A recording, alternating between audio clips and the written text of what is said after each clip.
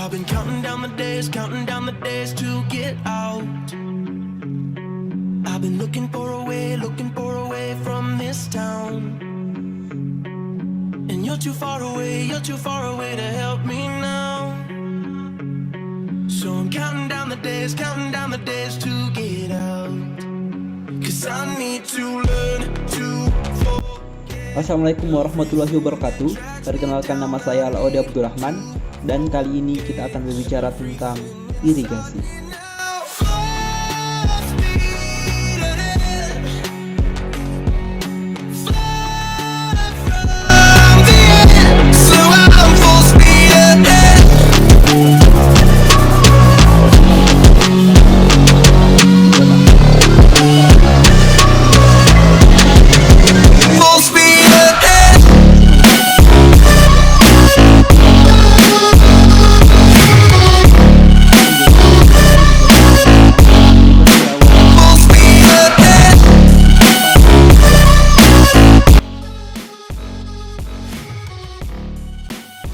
Secara garis besar, tujuan irigasi dibagi menjadi dua, yaitu tujuan langsung dan tujuan tidak langsung. Satu, tujuan langsung, yaitu irigasi mempunyai tujuan untuk membasahi tanah, berkaitan dengan kapasitas kandungan air dan udara dalam tanah, sehingga tercapai suatu kondisi yang sesuai dengan kebutuhan pertumbuhan untuk tanaman tersebut. Dua, tujuan tidak langsung, yaitu irigasi mempunyai tujuan yang meliputi mengatur suhu tanah, mencuci tanah dari kandungan racun, mengangkut bahan pupuk dengan melalui aliran air yang ada, menaikkan muka air, meningkatkan elevasi suatu daerah dengan cara mengalirkan air dan mengendapkan lumpur yang terbawa oleh air, dan lain sebagainya.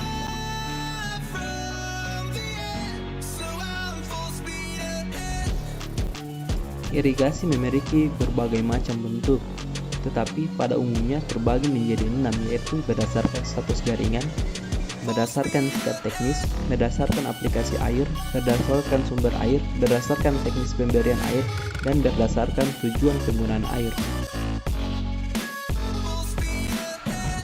Berdasarkan status jaringan irigasi terbagi menjadi 3, yaitu irigasi pemerintah, irigasi desa, dan irigasi swasta. Irigasi pemerintah adalah jaringan irigasi yang dibangun dan dikelola oleh pemerintah, baik pemerintah pusat maupun pemerintah daerah.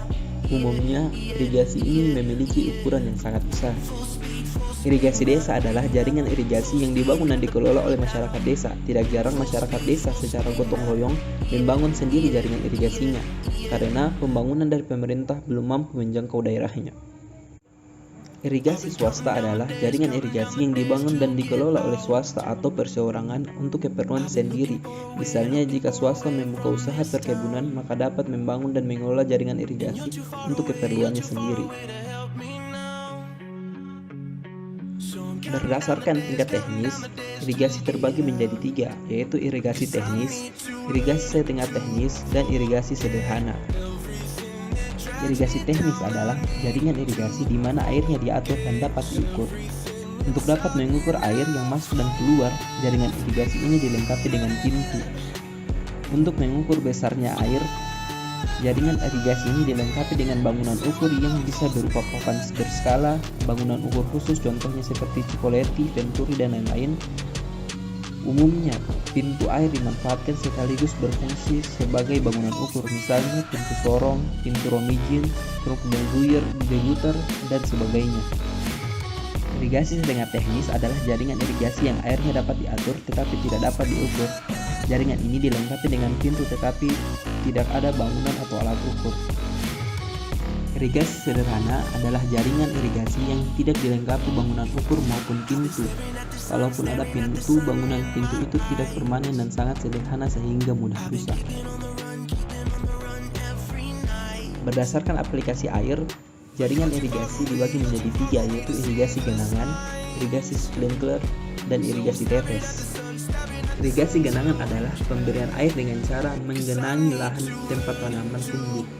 Irigasi genangan ini diperuntukkan bagi tanaman padi. Di negara tropis seperti di Indonesia, tinggi genangannya antara 15-20 cm yang berguna bagi menjaga temperatur tanaman agar tidak terlalu panas, melarutkan pupuk agar mudah terserap oleh akar tanaman, mengurangi atau menangkal serangan hama, dan sekaligus dapat memelihara ikan dalam petak sawah. Irigasi sprinkler adalah pemberian air dengan cara menyirami tanaman. Cara ini digunakan bagi tanaman hortikultura atau tanaman lain yang tidak memerlukan banyak air. Di negara yang bukan tropis, karena temperaturnya yang tinggi, hampir seluruh irigasinya dilakukan dengan cara sprinkler, seperti tanaman gandum, rumput, buah-buahan berpohon kecil, dan tanaman kecil lainnya. Irigasi tetes atau drip adalah pemberian air dengan cara meneteskan. Cara pemberian air seperti ini dilakukan bagi tanaman besar yang tidak memerlukan banyak air.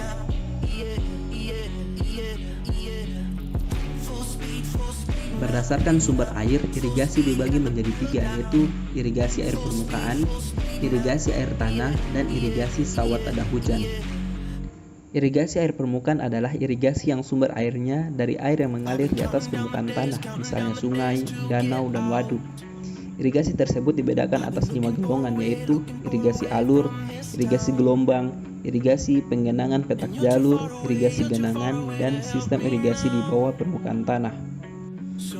Irigasi air tanah adalah irigasi yang sumber airnya berasal dari bawah tanah. Untuk dapat memanfaatkannya, air dipompa sampai ke permukaan tanah, kemudian dialirkan ke lahan. Pengembangan irigasi air tanah ini harus dilakukan secara hati-hati. Pengambilan air tanah yang secara berlebihan akan mengakibatkan kerusakan lingkungan. Contohnya kota Jakarta, karena kekosongan air dalam tanah mengakibatkan beberapa bangunan ambles. Sawah tada hujan. Sistem irigasi di Indonesia dikembangkan untuk mengairi persawahan. Walaupun begitu, tidak semua persawahan yang ada pada saat ini dilayani oleh sistem irigasi. Persawahan itu sendiri dikembangkan secara bertahap sejalan dengan kemampuan masyarakat setempat menanggapi umpan balik yang berasal dari lingkungan produksi. Berdasarkan teknis pemberian air, irigasi dibagi menjadi 2, yaitu irigasi gravitasi dan irigasi bertekanan. Irigasi gravitasi air permukaan adalah sistem irigasi yang pengambilan air dan sumbernya ke lapangan menggunakan metode gravitasi, dan sumber airnya berasal dari air permukaan yang pengambilan airnya menggunakan bending, waduk, bangunan penangkap, ataupun pompa air. Bertekanan. Pemberian air biasanya dilakukan dengan cara disiram atau ditetes. Irigasi siraman mengupayakan air irigasi seperti air hujan. Cara irigasi ini dilihat dari penggunaan air mempunyai efisiensi yang cukup tinggi karena kehilangan terhadap perkolasi dapat dikurangi, serta airnya dapat diberikan secara merata. Sistem irigasi bertekanan dapat dilakukan dengan 3 cara, yaitu gembor, sprinkler, dan tetesan air atau drip irrigation. Gembor atau penyiraman tanaman adalah wadah berbentuk seperti cerek besar yang biasanya memiliki pegangan dan corong, dan digunakan untuk menyirami tanaman dengan tangan. Namun seperti yang dapat terlihat pada video berikut, di sini si ibu menggunakan selang yang ujungnya dipasangkan penyemprot untuk melakukan penyiraman. Sprinkler. Cara ini di mana air bertekanan tinggi dialirkan ke dalam pipa yang ujungnya dipasangkan nozzle. Hal ini dapat dilihat seperti pada video berikut.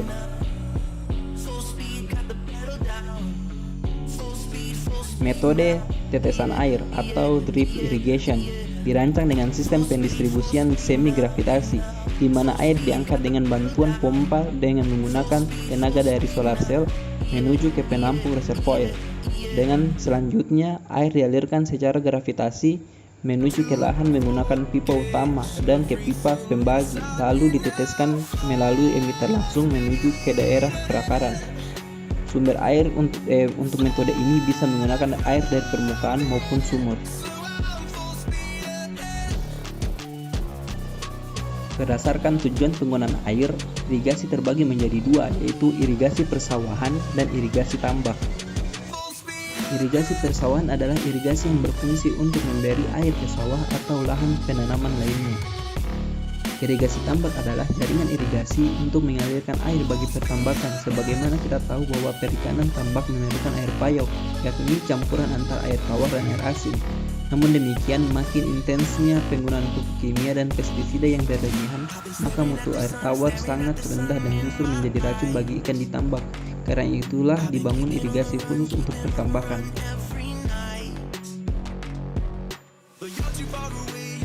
Kebutuhan air irigasi adalah jumlah volume air yang diperlukan untuk memenuhi kebutuhan evaporasi, kehilangan air, kebutuhan air untuk tanaman dengan memperhatikan jumlah air yang diberikan oleh alam melalui hujan dan kontribusi air tanah. Terdapat beberapa faktor yang mempengaruhi kebutuhan air irigasi, antara lain jenis tanaman, keadaan topografi, keadaan iklim, jenis tanah, dan cara pemberiannya. Kebutuhan air dapat diperinci menjadi tingkat-tingkatan, yaitu 1. Crop water requirement, kebutuhan air tanaman yang meliputi kebutuhan konsumtif atau evapotranspirasi. Yang kedua, farm water requirement, kebutuhan air untuk suatu areal pertanaman yang meliputi evapotranspirasi, air untuk menjenuhkan tanah perkolasi, dan air permukaan. Yang terakhir, irrigation water requirement, kebutuhan air untuk suatu daerah irigasi meliputi evapotranspirasi, air untuk penjenuhan tanah, perkolasi, aliran permukaan, serta kehilangan.